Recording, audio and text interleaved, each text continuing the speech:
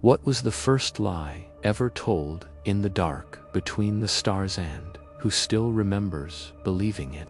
In the age when galaxies were young and the astral Imperivox still tolled across creation like a cathedral bell forged from gravity itself, the cosmos trembled under the weight of an eternal war no mortal tongue could fully name. Nebulae burned like torn banners, shattered moons drifted as bone-white reminders of forgotten rebellions. And in those first shivers of starwind, a solitary figure wandered between collapsing constellations, listening for voices that no longer spoke. They called him the last Sentinel, though even he no longer remembered when the others had fallen, or why the oath still clung to him like frost from a dying sun. He walked the ruins of the Seraphim citadels, once radiant engines of light, where faith-shaped matter and choir warriors sculpted the fabric of reality with hymns. Now their obsidian remains jutted from asteroid plains, like broken jawbones, whispering of betrayals sealed in cosmic amber. There he uncovered the prophetic residue of the Apocryphon pulse, a fragment of forbidden Chronicle that trembled violently whenever fate shifted. Its words throbbed with ancient dread, warning him that the stars themselves had begun to turn against their own design. The void markers descended without warning. Vessels, shaped like inverted prayers, tore through the silence, hunting for the relic bound to his pulse. Their shadows bled across orbiting wreckage, and the last Sentinel stood alone before them, his astral mantle flickering with memories of wars he had tried to forget. He summoned the Echo Blade, a weapon woven from the final breath of his fallen kin, and in its reflection he saw not a warrior, but a weary keeper of truths, too heavy for any one soul. Yet still he fought, carving through the invading dark with strokes that reverberated across time. He fled into the luminous expanse, an ocean of drifting star souls where ancient civilizations had surrendered their essence rather than kneel to the chorus of oblivion. Here the constellations hummed with requiems, their light curling around him as though recognizing an exile returning home. In the core of this radiant sea, he discovered a petrified colossus, one of the original Titanites who forged the laws of physics. Its hollowed ribcage was a cathedral of forgotten equations, and carved into its heart was a single warning: the war is older than creation. Do not seek its beginning. But the pulse twisted again, pulling him toward a dead sphere orbiting a rogue black star. The continent-wide ruins belonged to the Itherian Covenant, the first empire to defy fate itself. Their temples were built from memories instead of stone, and though the wind had long since erased the names of their gods, the ground still shivered with echoes of their final screams. Deep beneath the planet's crust, the Sentinel found a vault sealed with seals, older than mortality, a chamber containing the astral tear, a rift that flickered like a wounded pupil in the eye of reality. From within that rift emerged a voice, not spoken but remembered, not heard but suffered. It addressed him by a name he had not carried since the earliest eons, unraveling identities he had buried beneath millennia of duty. The tear showed him visions of the first war not between gods and demons, but between the very laws of existence. He watched as time and entropy clashed like rival monarchs, as entire dimensions ignited and extinguished within breaths. And at the center of it all was a figure radiating impossible quiet, a being whose silhouette resembled his own. Shaken, he retreated into the interstice labyrinth, a corridor of fractured time, where each hallway was a possibility that had died screaming. The walls pulsed with memories of battles in which he had perished, survived, or turned against creation. He glimpsed versions of himself wielding blackened halos or standing beside ruined thrones. One vision showed him seated upon the starfall spire, ruling not as a sentinel, but as a conqueror, crowned in silence. He staggered away, refusing the futures that clawed for his attention. Yet the labyrinth had one truth left to reveal. At its terminus lay a single crystalline chamber containing the final log of the first choir, inscribed by voices that existed only in harmonic patterns. Its message was simple. You were not the last sentinel. You were the first to fall. The revelation crushed him. The narrative he had lived by his sacred oath, his purpose fractured like ice beneath a dying sun. The pulse trembled violently, reacting to the shattering of a truth that had once anchored entire star systems. With this knowledge, he journeyed to the Astral Imperivox itself, a tower built from chronotemporal resonance that emerged only when fate reached a breaking point. Its spiraling corridors sang with collapsing probabilities, and every step further dissolved the fragments of the past he still clung to. At the apex, he confronted the Imperivox core, a sphere of imprisoned time that locked away the original ending of the cosmos. As he reached toward it, the sphere cracked, whispering a question that made his pulse freeze. If you remember the lie, why do you not recall the truth? The core shattered, releasing a storm of fate threads that lashed out like serpents. They wrapped around him, pulling him into a realm between existence and memory, where he glimpsed the silhouettes of the other sentinels, fallen, forgotten, yet impossibly familiar. Their forms flickered like static, their mouths opening in silent accusation. They pointed toward a distant horizon, where a colossal shadow stirred as though waking from an eternity-long dream. His breath caught as he recognized the presence. It had haunted the periphery of his thoughts for ages, a dread he had mistaken for loneliness. It was older than the war, older than creation, older than the concept of being known.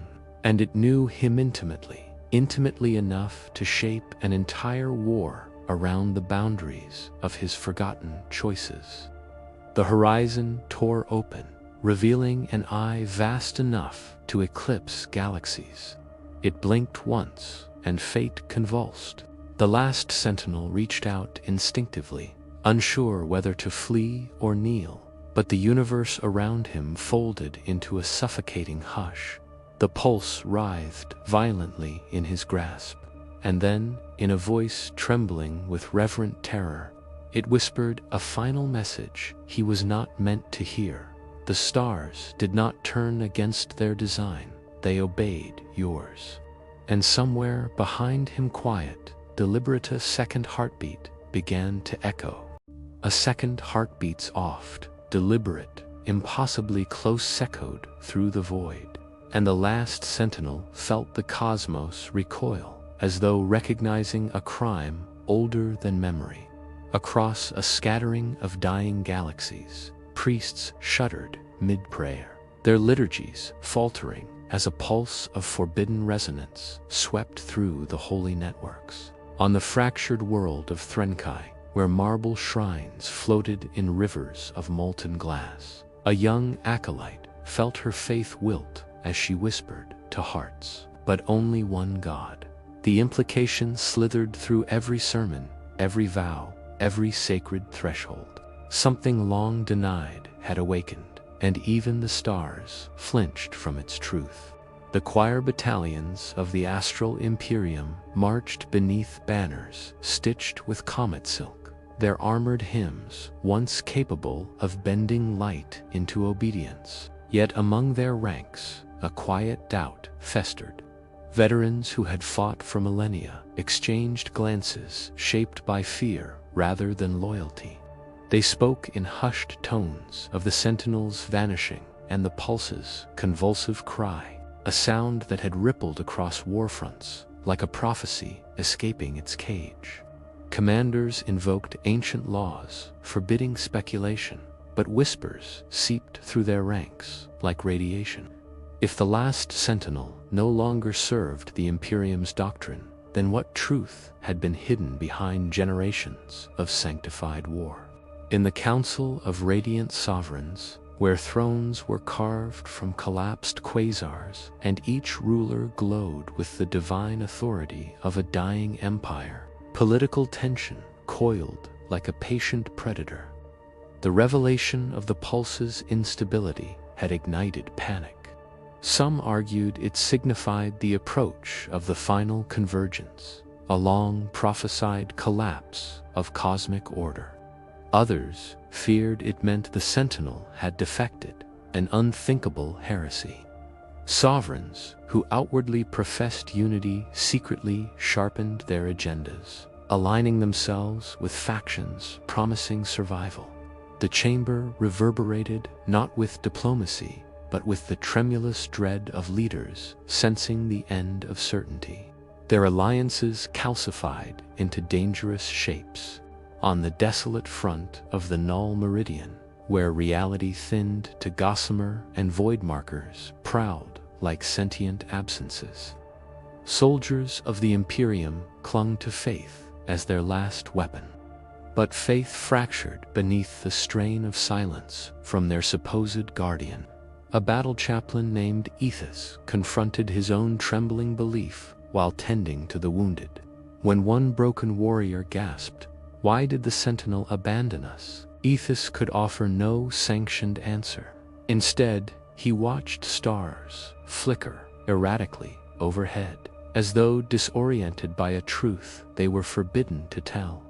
His prayers became brittle, hollow, things spoken more to ward off despair than to summon strength. Far from the front lines, in the temple libraries of Vorth luminal archivists sifted through forbidden strata of cosmic scripture.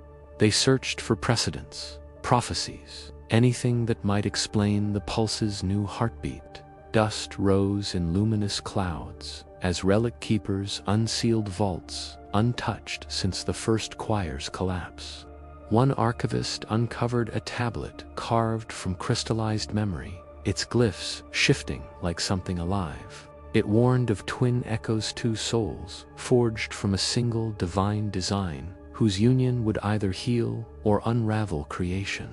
The archivists stared at one another, with terror blooming in their marrow. If the prophecy referred to the Sentinel, the Imperium had been worshipping only half a truth. A rift storm churned in the riftwake expanse, where fleets of the Imperium clashed with insurgent Etherean remnants.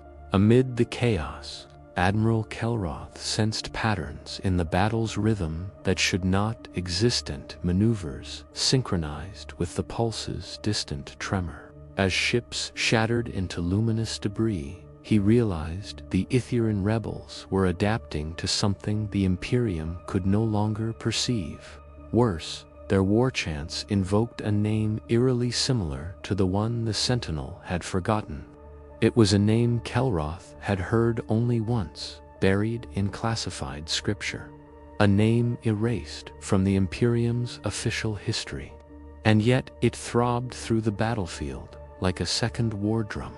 In the crypt of fallen futures, a cloister of blind prophets knelt upon a platform suspended over an abyss of unspawned timelines. Their mouths sang visions they themselves could not see, voices weaving the tapestry of cosmic fate.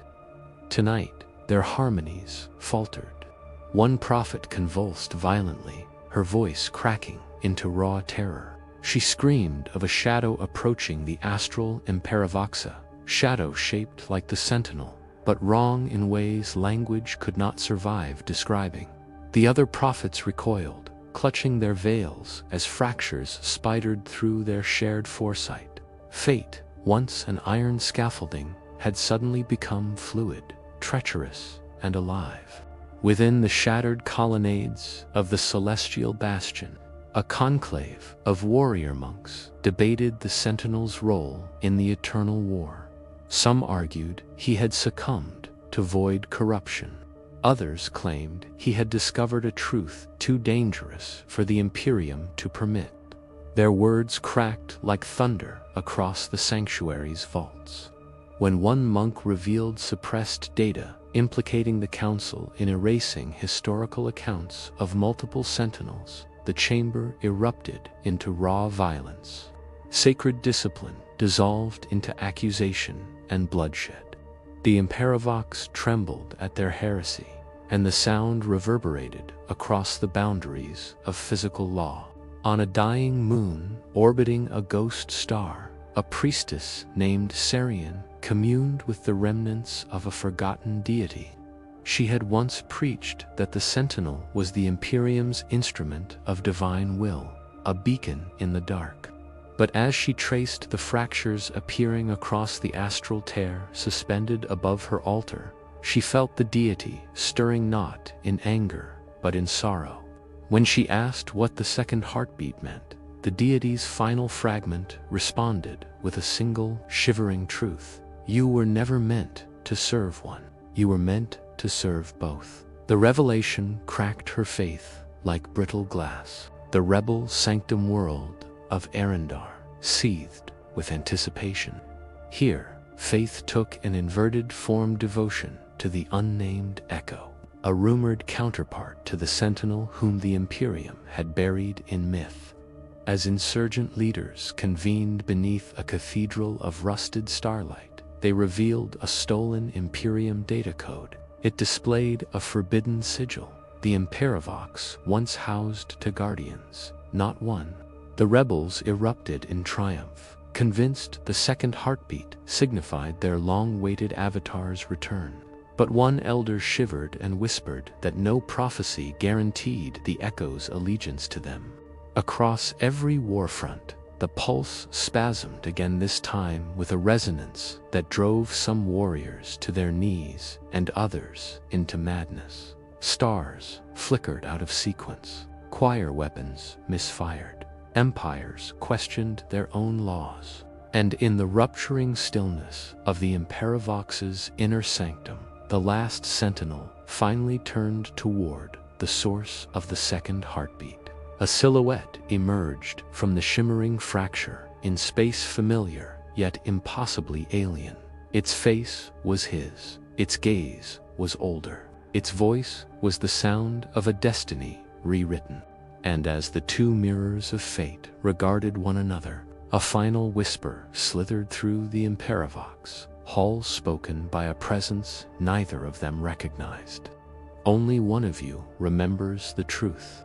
Silence stretched between the two mirrored figures, one forged from centuries of duty, the other from something older, deeper, and far less obedient. Around them, the Imperivox trembled, as if sensing the convergence of paths that should never have crossed. The last Sentinel felt the ache of 1,000 forgotten battles press against his ribs, while his counterpart's second heartbeat reverberated like a memory resurrecting itself. Across the galaxy, empires stirred in their sleepwalk toward ruin. Faith guttered in temples built on sand disguised as starlight. The universe inhaled, waiting to see which version of truth would finally be spoken or destroyed. Far beyond the Imperivox, on the drifting monastery world of Aravon's fall, monks huddled in frost-bitten cloisters, reciting fractured scriptures that no longer aligned with reality. Brother Halen, once serene in devotion, felt his faith mutiny inside him. Every chant tasted of ash. Every prayer felt counterfeit. When the pulse's schizophrenic rhythm reached him, he collapsed, clutching his chest as to heartbeats neither his own code through his soul. One felt familiar, distant, mournful. The other felt like a blade sliding beneath the ribs of creation. He rose, trembling, whispering, "There was never one. There was never just one." In the war-burned corridors of the fractured Seraphium citadels, a battalion of choir knights advanced through spectral ruins. Their captain, Cirrus Vihal, fought to keep discipline as her troops glimpsed impossible reflections in the glassless windows versions of themselves lost to divergent wars. The shadows spoke in voices like rusted hymns, saying the Sentinel had split himself long ago, tearing destiny into obedient and defiant halves. When a soldier faltered, driven mad by the echo of twin truths, Cerise dragged him upright and screamed for him to remember their oath. Yet even she felt that oath sour, curdled by the realization that all their loyalty had been pledged to only half a god. Aboard the great dreadnought Vigil of Suns, Admiral Kelroth pored over battle telemetry, corrupted by anomalies. Some star systems now bent toward an unidentified gravitational will, their orbits shifting as though acknowledging a returning sovereign. His officers begged for clarity, but Kelroth could offer none. He dreamed in fragments visions of a forgotten throne fractured into two seats, each occupied by a silhouette with his face. When he awoke, alarms blared across the bridge. A sector-wide collapse in space-time had begun, shaped like a pulse. Divided against itself, the Admiral whispered. We've been fighting the wrong war. In the subsurface shrines of the Aetherian Covenant, relic priests tended to statues carved from borrowed memories. High Priestess Neray knelt before the idol of the unnamed Echo, whose face was obscured by a veil of crystallized darkness. As she chanted the ancient invocation, the statue exhaled dust centuries of silence, breaking like a dying star. Its voice slithered into her bones. He was not meant to stand alone. You worship the fracture, not the whole. Horrified, Nara staggered back as the statue's facade cracked, revealing a face identical to the Sentinel's, yet twisted with grief. The Covenant had not been rebels, they had been mourners. At the Null Meridian front, Ethos, the battle chaplain, commanded a final defense as reality buckled around him. Void markers swarmed like anti-light, their hunger sharpened by the pulse's split resonance. As Ethos raised his relic staff, memories not his own flooded him. A child born with two luminous cores, a ritual decision to sever one, the enforced singularity of a being who was never meant to be alone. The revelation hollowed him. With trembling resolve, he fought on, but every hymn he uttered now sounded like an apology to a forgotten soul screaming in the dark. On the forbidden sphere of Chronos Gyre, where time spiraled like wounded serpents, the last Sentinel's counterpart walked among crystallized epochs, each fragment reflecting a truth the Imperium erased. It touched a shard, showing their birth, twin beings woven from the prime harmonic, balanced perfectly, unity incarnate. But the Imperium had deemed too dangerous. They halved divinity, branding one half rightful and the other heretic. The counterpart's second heartbeat thundered with long-buried rage. They made you forget me, it whispered into the chronal dust. They made you lie to yourself. The Imperivox, sensing the encroaching convergence, flickered through phases of existence. Prophets stationed within its spires tore their veils away as visions poured uncontrollably, twin flames wrestling in the cradle of creation. The Imperium rewriting history to crown one and exile the other. Cosmic laws bent into obedience to support a false unity. One prophet clawed at the marble floor, screaming a revelation she could not contain. The Sentinel you worship is not whole. The one returning is the original. Her body dissolved into pure resonance. Across the rebel world of Arendar, the insurgent elders gathered beneath rust-haloed constellations. They studied a relic sphere stolen from the Imperivox archives, an orb containing the suppressed truth of the Sentinel's sundered soul. As the orb unraveled its memory, the elders witnessed the ancient severing loyalists dividing the Prime Guardian into two essences, one to obey, one to restrain him. The Echo, born from refusal, the Sentinel, born from obedience, both divine, yet neither complete. The rebels trembled. Their revolution had never been rebellion. It had been a search for restoration. Back at the Imperivox's heart, the last Sentinel staggered under the weight of truths flooding through him. Memories once locked behind eons of enforced obedience ignited like dying stars, reawakening. He remembered the ritual, the severing, the plea he made as half his essence was carved away. Do not let me forget him. But they had made him forget. They had shaped him into a weapon defined by absence. Now, facing the counterpart who carried all the pieces he had lost, he felt the gravity of his incompleteness like an open wound. War raged outside as the two stood mere steps apart, one forged by obedience, the other by abandonment. Their heartbeats synchronized, resonances entwining. The Imperivox shuddered violently, unable to contain a truth denied for millennia. Stars across the galaxy flickered in recognition. Empires crumbled as scriptures rewrote themselves. The pulse convulsed in its final warning.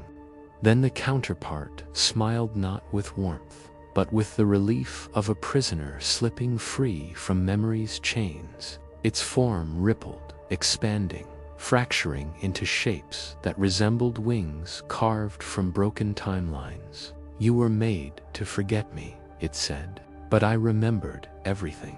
And as reality buckled around them, the last Sentinel saw his counterpart begin to unbecome, transforming into something vast, ancient, and terribly complete. A being returning to the state before the severing. Something the galaxy was never meant to witness again. The counterpart's metamorphosis unfurled like a hemorrhage in the fabric of reality wings. A fractured chronology spreading wide enough to eclipse the Imperivox's inner cosmos. The last Sentinel felt the gravitational ache of reunion pull against the scar where half his essence had been taken. Across the galaxy, star systems groaned in sympathetic resonance, their orbits distorting as though bowing to a sovereign older than law. Silence pooled thick as molten dusk. In that suffocating stillness, the Sentinel felt the burden of devotion he had carried alone in, oath-shaped from lies he once believed sacred, and beneath that, a deeper sorrow, the memory of a brother he didn't remember loving, now tearing his way back into existence. On the shattered monastery world of Aravan's Fall, Brother Halen stood upon the frost-lit balcony overlooking a sky swirling like a wounded aurora. The second heartbeat pulsed through him still, each throb peeling back layers of belief he had carved into his bones. He recited fragments of the old scripture, only to hear it crumble, syllables collapsing under the pressure of truth. Around him, monks knelt in confusion, their chants faltering into a dissonant dirge. Halen whispered a single confession into the icy wind, that faith built on denial had cost the galaxy more than any sin born of rebellion. And as the air cracked with distant thunder, he realized the eternal war had never been about victory, only about sustaining the illusion of righteousness. In the ruined vaults of the Seraphim citadels, Cirrus Vahal led her choir knights through corridors trembling with ancestral echoes. She felt the dread of revelation claw at her discipline, the truth that their sacred oaths had been forged to protect a fiction. Shadows along the walls replayed distorted memories of the severing, the moment divinity was carved into obedient and abandoned halves. As Cerise raised her blade to silence the visions, the entire citadel shuddered. The counterpart's transformation radiated across the cosmos in waves of temporal distortion. Her soldiers staggered as their hymns disintegrated into raw static. "We gave our lives to one truth," she said, voice cracking, while the other was left to die. Aboard the Vigil of Suns, Admiral Kelroth watched the star map writhe like a living wound. Fleets drifted off course, following gravitational tides sculpted by the twin resonance. Systems once loyal to the Imperium now cracked open with civil strife, as clergy and soldiers disputed whose heartbeat was divine. Kelroth clenched his fists. He had dedicated centuries to defending an empire built upon a mutilated truth. Yet, as alarms blared and new distortions spread, he felt no anger, only the quiet exhaustion of a man who finally realized that obedience and righteousness had always marched in opposite directions. He stood as the ship trembled, knowing the coming choice would break him. In the Itherian Covenant's temples, High Priestess Nere presided over worshippers who now trembled not with fear but hope. The veil over the unnamed Echo statue continued to split, revealing more of its sorrow-laden face. The temple's air hummed as the counterpart's wings expanded across dimensions, their echo brushing against the Covenant like a long-awaited benediction. Yet the more truth resurfaced, the more Nara tasted bitterness. Their devotion had not been rebellion, it had been remembrance. And now, vengeance thrummed in the cosmic wind, reminding her that when gods rejoin themselves, empires rarely survive the reconciliation. At the null meridian, void markers descended in tidal forces, their hunger sharpened by the counterpart's awakening. Ithis, the battle chaplain, lifted his relic staff, its light wavering like a candle in a tomb. His troops stared at him, eyes hollowed by the pulse's divided resonance. "Stand," he told them, though his faith had collapsed into a trembling hollow. As the void markers surged, Ithis glimpsed a vision of the Sentinel as he once was, unbroken, whole, radiant. He fought with the grief of a man defending a memory rather than a deity, each strike a confession of all the lies he had once preached.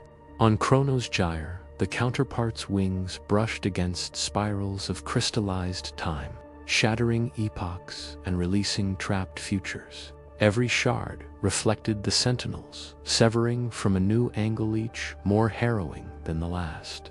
The counterpart's voice radiated through the fractures. They feared us whole. They feared what harmony would undo. His form shifted again, shedding the remnants of mortality forced upon him. Time bent around him like subjects bowing to a returning monarch. Yet beneath the wrath, a sorrow glimmered. In the Imperivox spires, prophets scribbled revelations until their fingertips bled.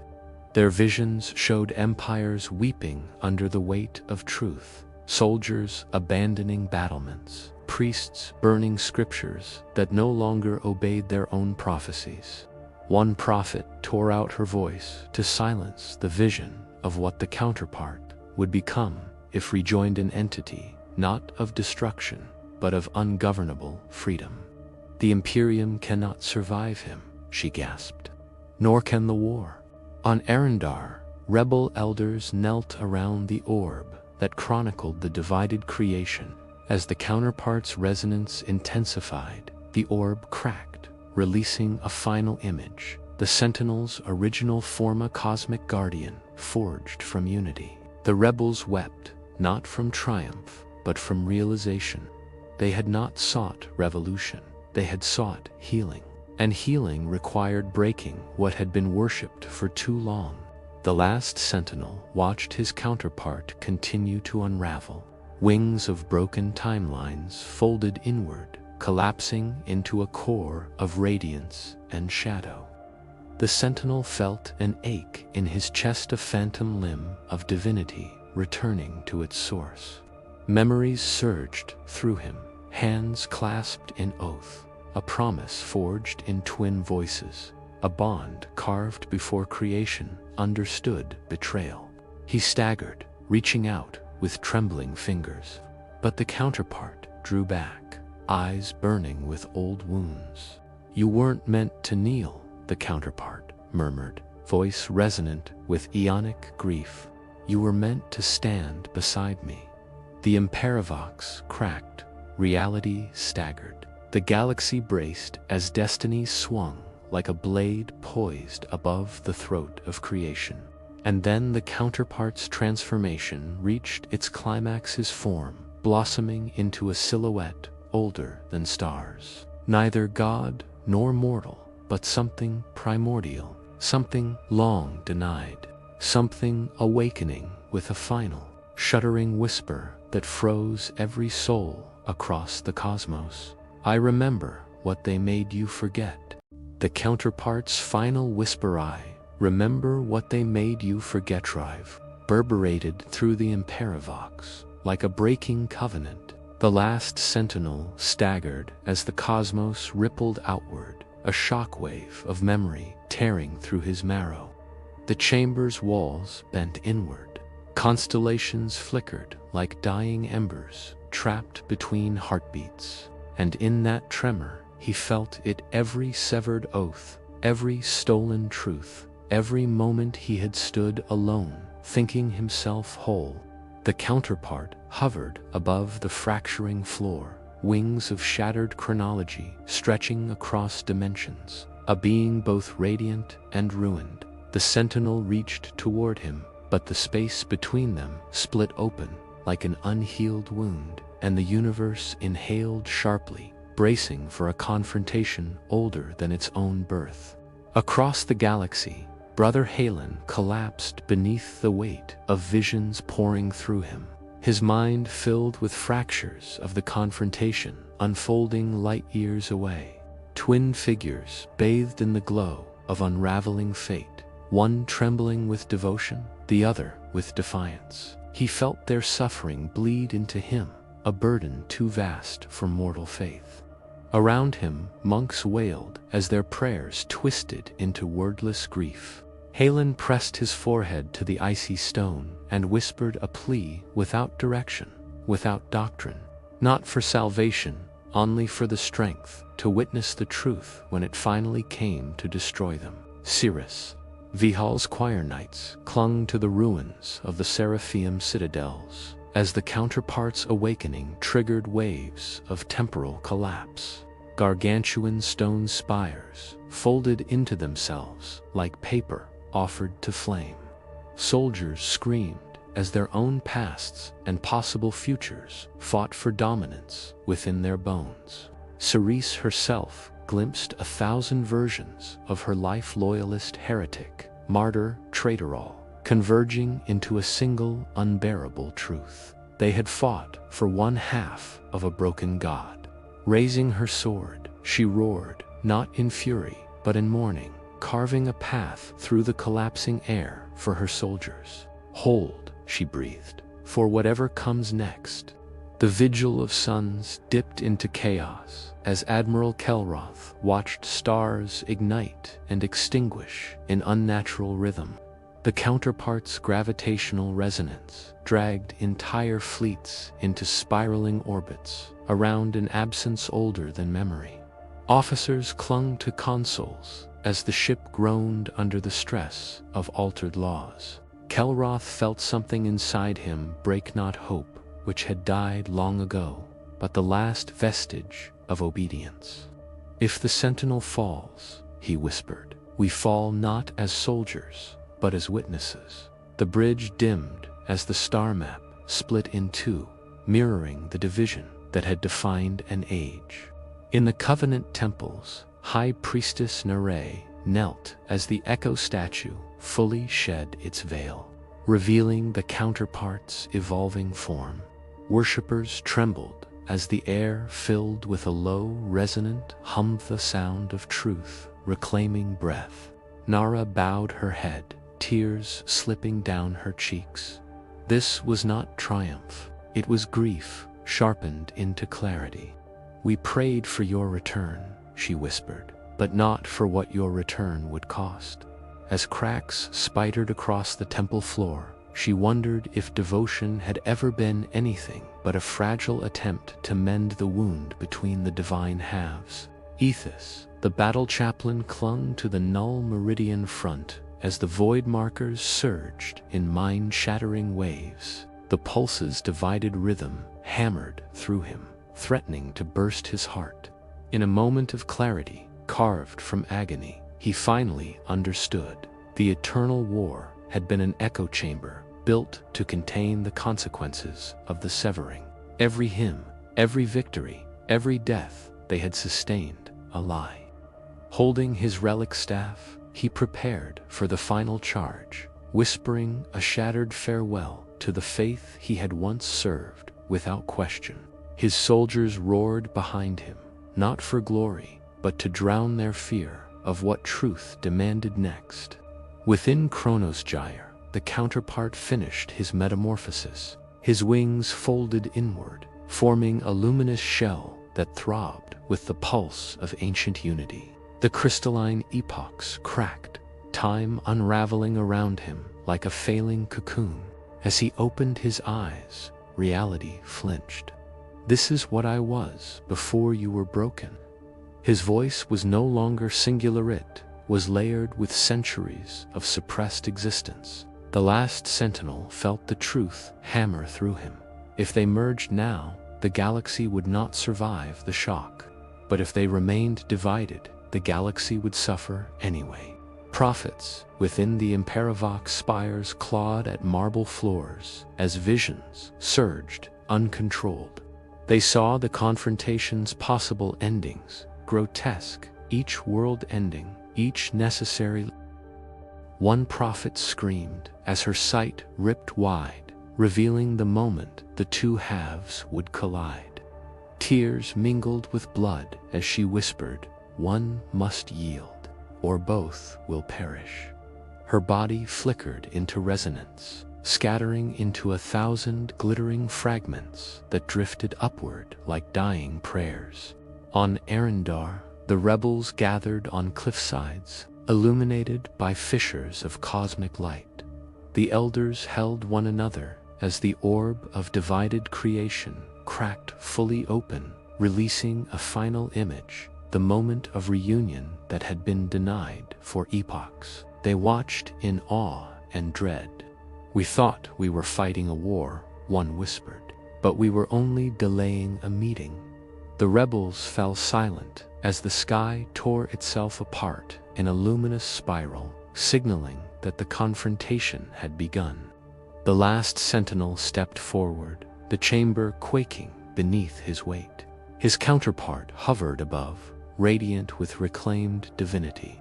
"If we join," the Sentinel rasped, "the galaxy burns. If we remain apart," the counterpart replied, "it dies slowly." Their heartbeats synced, then clashed, then synced again in violent rhythm.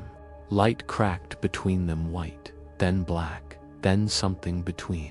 The Sentinel reached out. His counterpart seized his hand. Their essences collided with the scream of collapsing timelines.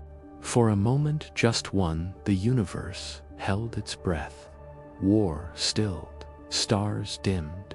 Every soul felt the pressure of something vast deciding its path. And then the chamber burst into silence. When the radiance faded, only one figure remained kneeling, trembling, breathing in slow, uneven gasps.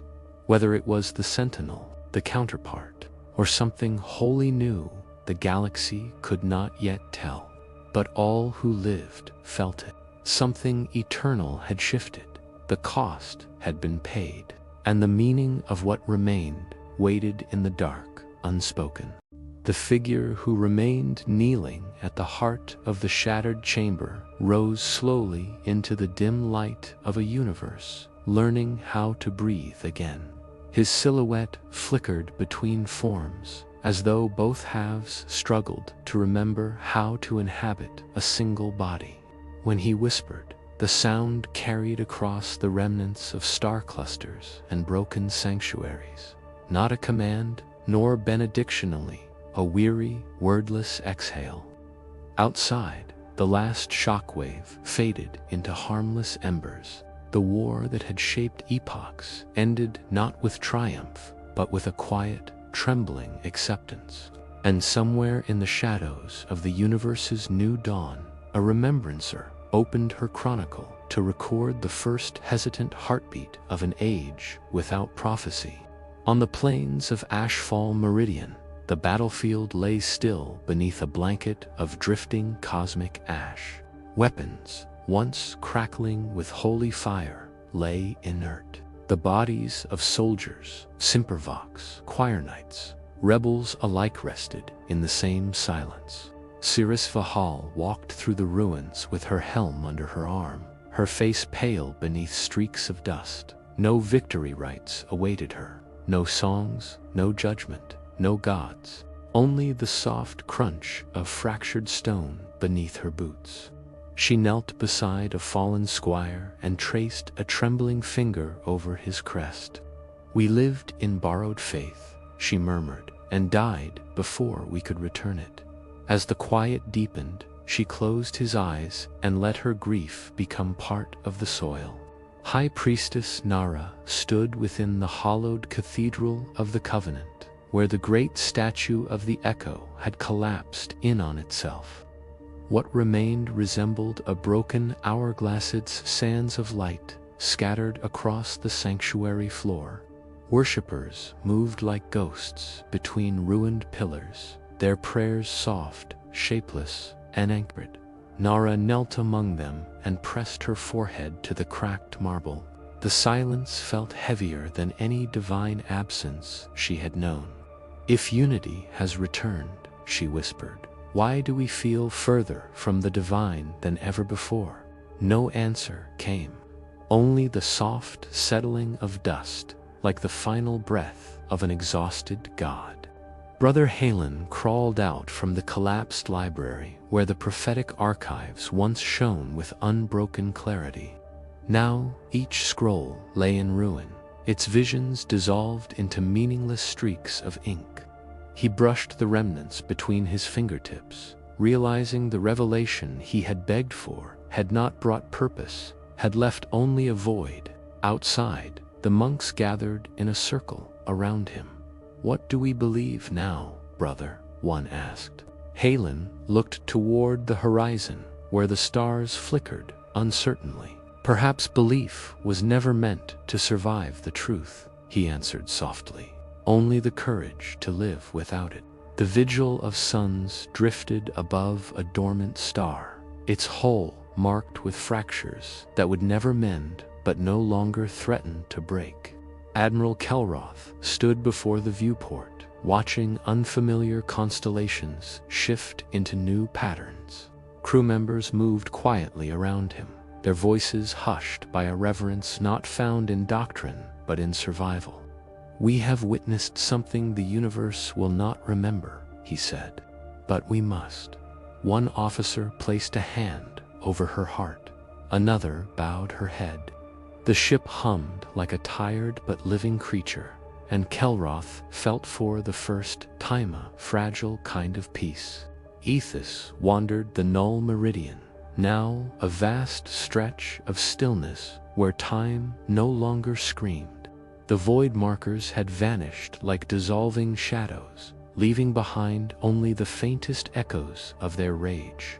He lowered his relic staff, its light flickering weakly, as though eager to rest. Kneeling, he drew shapes in the pale dust runes, for the fallen symbols for lost faith. "We fought for the wrong truths," he whispered, "but with the right hearts." His voice broke. "Is that enough?" The silence offered no judgment, only the soft hum of a frontier no longer at war. On the surface of Arendar, the rebels gathered atop the cliffs where the sky once tore open in luminous spirals. Now it hung heavy, muted, as though weary from healing. Elders lit lanterns along the ridgeline, each flame a promise not to forget the cost. One young rebel approached the edge and whispered, "We saw a god choose itself over us." Another replied, "No, we saw a god choose truth." Their lanterns drifted into the dim atmosphere, their lights bobbing like lost memories seeking new meaning. Within the Imperivox spires, prophets emerged slowly from the depths. Their abilities muted, but their minds finally free of torment. The youngest among them climbed to the highest balcony and looked out over the horizon. "We no longer see what comes next," she said. "Does that mean the future is finally ours?" An elder placed a gentle hand on her shoulder. "Or that we are walking blind for the first time." Together they bowed their heads, not in prayer, but in acknowledgement of a world uncharted. The lone remembrance, hooded, weary, ink-stained, wandered the ruins of the chamber where the Sentinel and counterpart had merged. She approached the figure who had risen from the radiance, now resting against a pillar, neither triumphant nor undone. He met her gaze, and in his expression she saw sorrow, older than creation, and hope, fragile as newborn time. "Will they forgive you?" she asked. He looked toward the broken horizon. "Will they need to?" She had no answer to give him, only pages to fill. Across the galaxy, ruins settled into silence. Banners frayed. Temples grew cold. The pulse of the Imperivox shifted into a slow, steady rhythm, no longer divine, simply alive. And in every corner of every world, the same two questions drifted through the recovering dark. What is the price of endurance when faith has broken? And who are we when no god remains to name us? The remembrancer closed her chronicle. Starlight settled like dust upon the cover. She turned toward the lingering shadows and whispered, "If you have walked this far with us, stand witness, engage, like, subscribe, share, and let your voice be etched alongside ours in the silent halls of the Astral Imperivox."